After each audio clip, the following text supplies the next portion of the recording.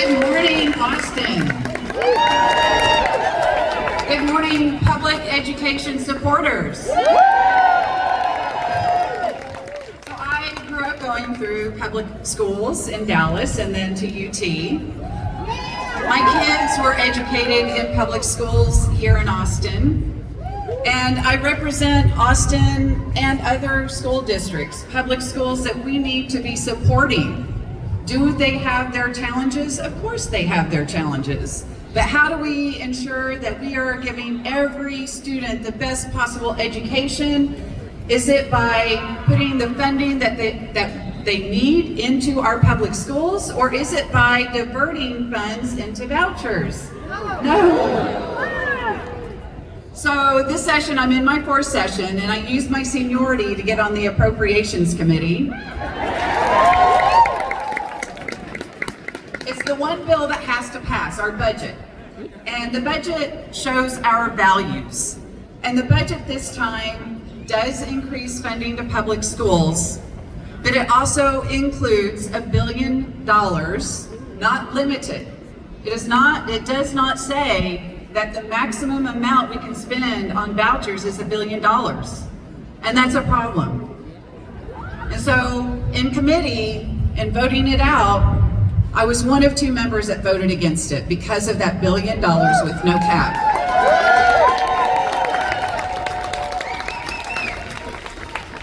But it's not easy to vote against the one bill that has to pass. So as you might imagine, that doesn't make the chairman happy. That doesn't make the speaker happy. And my other priorities may not pass. So it's a big trade-off for me. And so I want you to understand that when you look at how other members might have voted in committee. So I also have been paying a lot of attention to the Public Education Committee. I'm not on the committee, but boy, we have some wonderful Democrats who are standing up for us.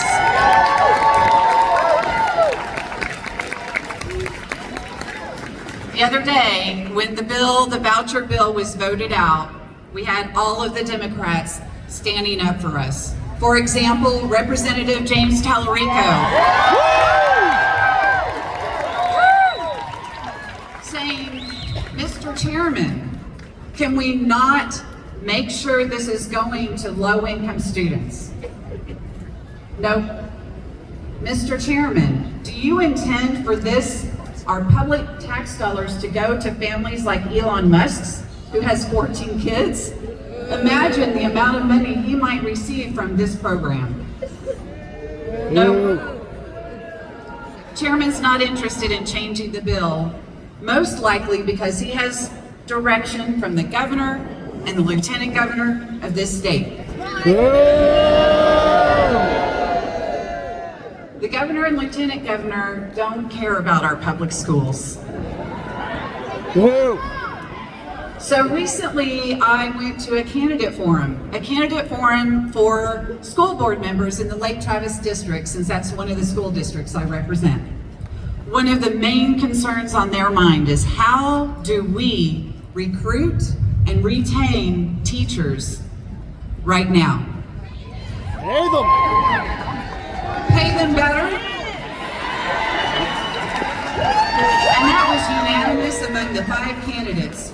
They want to pay their teachers better, but they are facing a budget deficit. So how do you manage when you are facing a budget deficit and they need a new high school? They are so challenged, just like every district across this state facing budget deficits, because our state doesn't value our public schools the way we should. So we know it needs to be done. We need to increase funding, like my bill that would increase funding and raise the basic allotment to $7,500 per student, just catching us up to inflation.